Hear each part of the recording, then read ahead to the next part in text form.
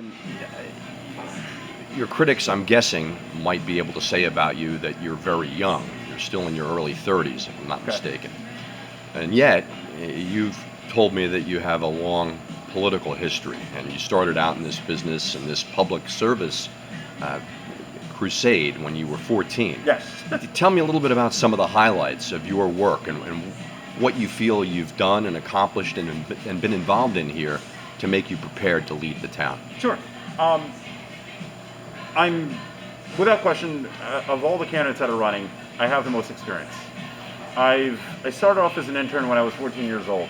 I worked my way around town hall. I've worked at one point or another in almost every single department. I'm familiar with how it works. That was what I did when I was a child. After that, I got involved in government policy. I was on the Fair Rental Housing Authority for 4 years. I served 2 years on the zoning board. I served, now this is my fourth year on the council, 2 years as council vice president. When it comes to balancing a budget, serious times require serious leadership. And when it comes to balancing a budget, that's something that I've done, right? I've voted on budgets before. I've made these hard decisions before. So my experience speaks for itself. I'm completely ready to lead Edison. What have you learned from the mayors with whom you've worked? Because going back to June Choi, at least, it seems to me that you've had experience working with all of the leaders of this town. Have you taken something positive from each one? And maybe in a nutshell, what could you tell me about the leadership skills of those with whom you've worked, starting with Mayor Choi? So, well, actually, it was Mayor Spadoro. It started out with Spadoro. Yes, Mayor Spadoro is when I started out, and every mayor has a different style, different, vision and leadership. I've learned a lot from each of them, and I appreciate every mayor that has, guided me along the way. And I know now what I can do and cannot do. I know what budget, I know how to lead because I've seen them do it. I've been there with every mayor. What strikes me as interesting is Lanky served for 2 terms. Yeah. And that seemed to be not the way things were trending post Spadoro, right? How did it come apart? Why couldn't he continue? Any ideas as to why his term of service appears to be over, short of him declaring as an independent?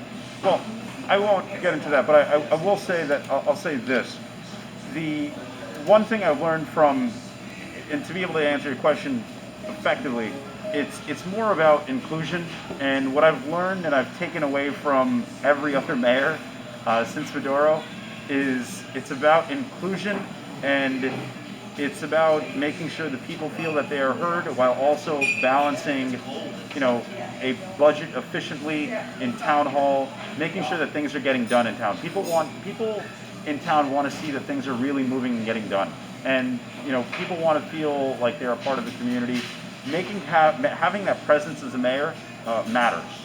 It's a complex town. Yes. It's one of the most complex places on the planet, right? And you were born here and raised here, or raised here? Born and raised here my whole life, thoroughbred Edisonite. And your father ran a local store not far from where we are. Yes. For years. Yes.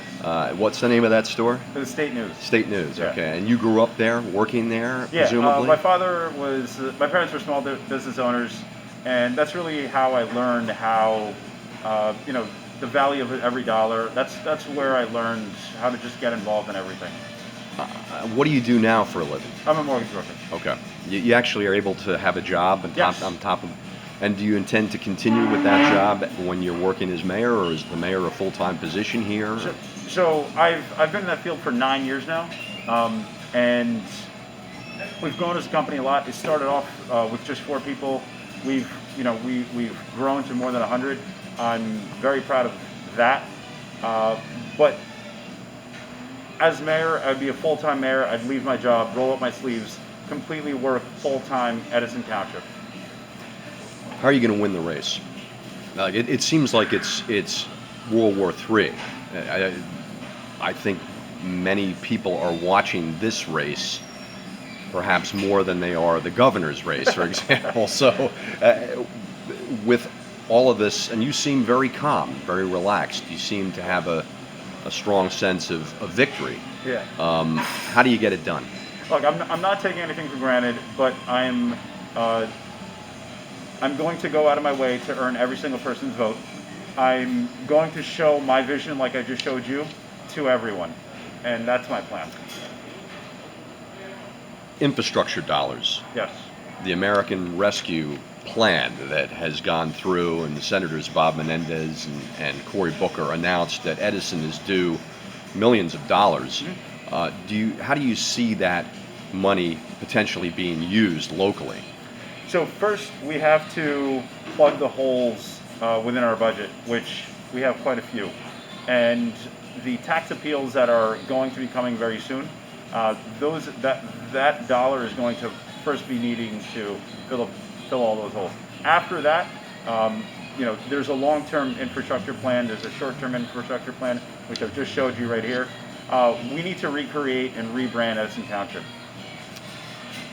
COVID-19, how has it impacted the town? What have you done personally to try to alleviate the suffering of your constituents?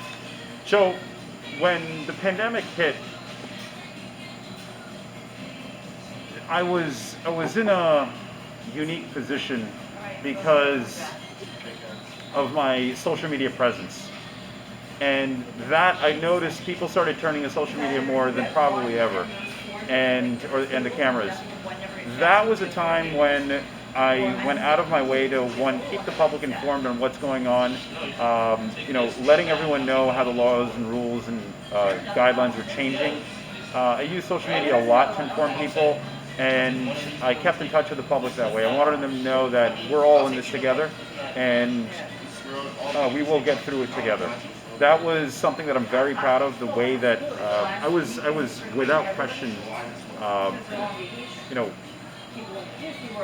wanted to make sure that everyone in the public felt like they were their leaders or their elected officials had their backs, and they knew that we were going to do everything possible to protect them and their public health. You have a long-standing public service record, and you've demonstrated that you can work across a broad spectrum of alliances. Yes. Grassroots, establishment, combinations of these, and going into this race now with the county organization behind you, what can you do to convince those independent-minded people that you're still going to be Sam Joshi? You're welcoming the support, including the support of the governor, and you pointed out the support of senators, but you're also still that guy who wears a tie that says rebel on it. How do you reconcile these things? Look, I am who I am. My friends have always said that I've not changed, just matured a little more, and every day I try to work. I better myself. That I'm just trying to work as hard as I can for Edison Township. I'm going to try to earn every person's respect and vote. Nothing changes on the campaign trail. Thank you, I'm going to work as hard as I can. Thank you. Look forward to a continuing conversation through the campaign.